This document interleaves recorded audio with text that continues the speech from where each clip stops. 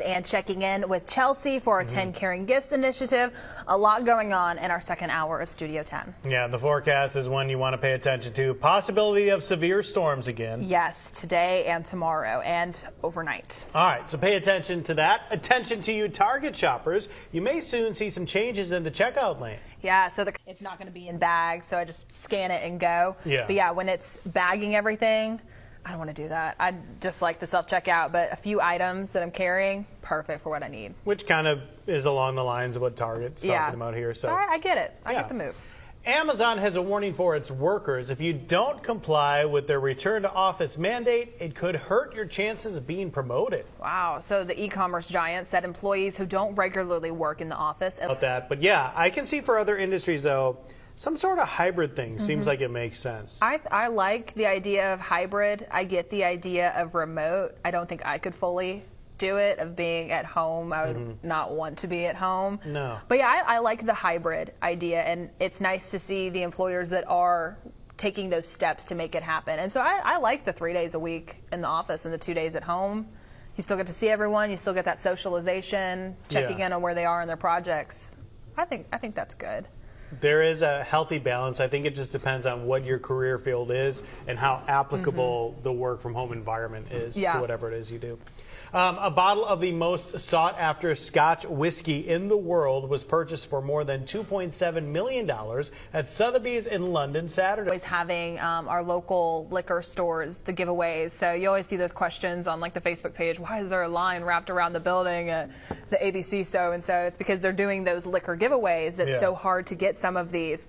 But I couldn't imagine a $2 million bottle up for grabs. I think I'm going to drink a 100-year-old eggnog this year. Please don't. It's going to be so tasty. Please don't. A Hot Pockets contest might make you turn up the heat in your house in order to win money. Yes.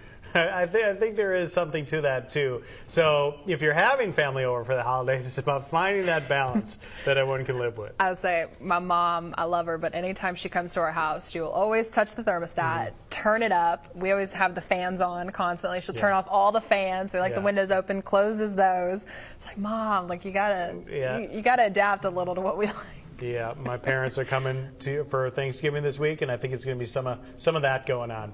Thanksgiving, meanwhile, just a few days away, what many people consider to kick off the holiday season. We are kicking off our 10 Caring Gifts program with Volunteers of America. And we've been checking in with Chelsea all morning long. She is at the Greer's Market on Dauphin Street. And Chelsea, how are things heading out there?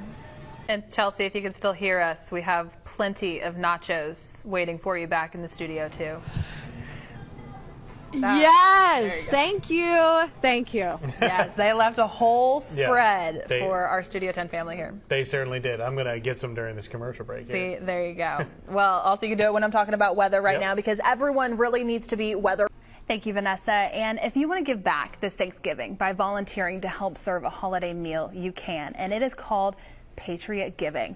Here to tell us all about it is Gary Thomas with the City of Mobile's Park and Recreation Department. Thank you so much for being here. I appreciate you guys having us. And so this is something that you've been spearheading for a while. And so tell me a little bit about what it is. Right, Patriot Thanksgiving morning, we'll open up around. So a lot happening there and just a lot of good ways to get involved. Right. But also this isn't the only way for folks to get involved too.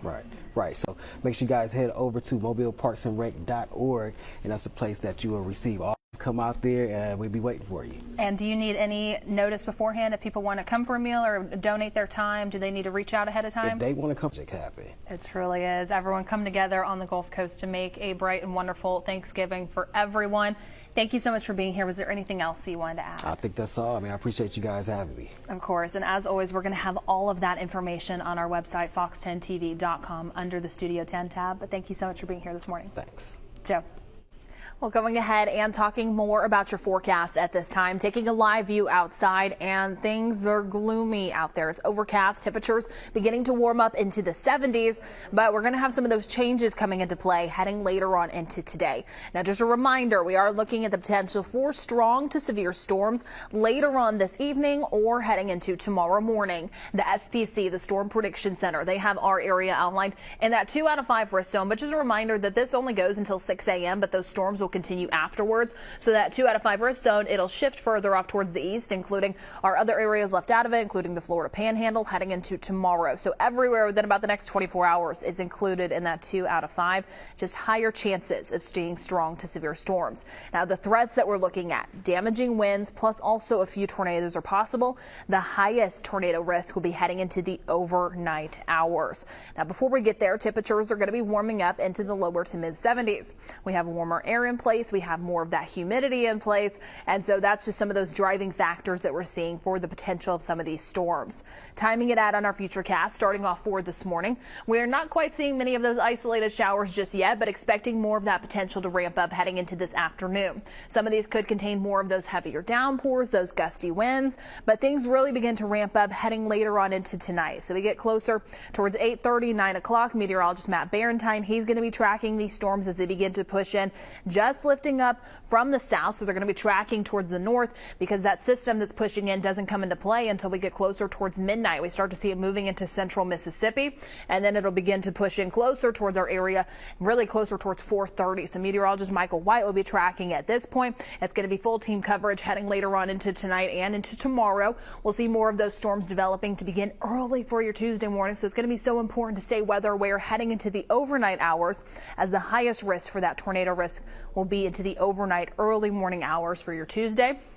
This line of storms will only continue to track further towards the east, and we'll start to see more of that even redevelop heading closer towards the early lunchtime hour into Tuesday morning. But then after that, everything clears out and we're left behind with some of that cloud cover. Now, I mentioned that tornado risk. This is what it's looking like heading into today, but truly this is going to be until about 6 a.m. So we're starting to see more of that possible for our Mississippi counties, Mobile, Baldwin, and our inland spots. Highest chance is really staying out further west, so do be cautious in case you're traveling for Thanksgiving, in case you know of anyone traveling, that we are looking at the highest chances in northern Louisiana and central Mississippi. But coming up in just a little bit, I'm going to be talking more about your forecast because we have these strong to severe storms now and temperatures in the 70s, but a cool down on the way for the time that we get closer towards Thanksgiving. All of those details and your weekend forecast coming up in just a little bit. Joe. Well, in today's What's Cooking, we're checking in with our sister station in Birmingham. They've got a delicious dip on the menu today. It's baked pimento cheese with bacon. Take a look. Well, it sounds very good, and we have some colder weather on the way, so maybe good for that. Yeah, my wife loves pimento cheese, so she's probably definitely into that. I got more of my kick of it once I moved to the south. But yeah, I enjoy it, so I might have to check that one out. Well, also I mentioned that cooler weather. So you've decided to host Thanksgiving dinner. It's a big undertaking, but you've got this. And Fox News' correspondent, CB Cotton, has some do's and don'ts to help you breeze through the holiday with minimal stress. Thanks, CB Cotton, for the inspiring message. Yes. All right, the 2023 U.S. Capitol Christmas tree. You can see I'm lowering it there, but I'm sure it looks beautiful. Vertical, right? Vertical. Not horizontal. I hope so. We'll see her for Fox at midday next. Chelsea's back. Yay.